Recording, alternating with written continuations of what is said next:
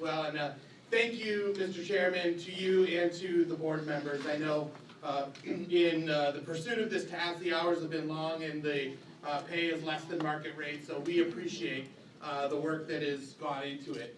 As mentioned, my name is Brad Williams. I'm the Vice President of Government Relations here at the Detroit Regional Chamber, and for decades, this organization has been making the economic case as to why regional transit is vitally important to our region's future.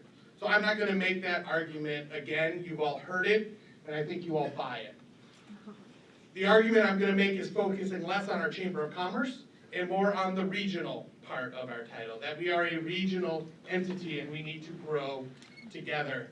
I'm a political nerd who is raising a political nerd. My 6-year-old daughter last night, instead of a bedtime story, she wanted to watch Mayor Duggan's speech on my phone. So we sat in her bed and watched that, and it struck me as I was thinking about this, and Mayor Duggan was telling a national audience the story of Detroit and our comeback, that this really was a regional story, that it was created with the help of the region and to the benefit of the region.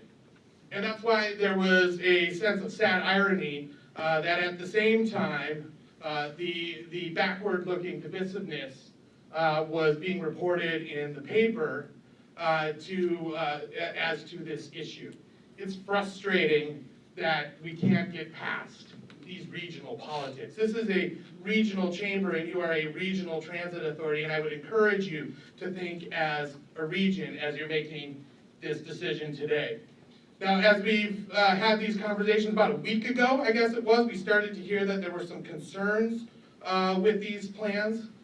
One I heard earlier today was that the level of service in out-county areas is not what it is in closer areas, and certainly that's something that's worthy of conversation, and what we're asking you to pass today is a plan, and plans are always subject to change, and we would encourage you to continue as a body to look at these plans and decide if they still match our region, and if there are services that can be provided in an economical way for more people.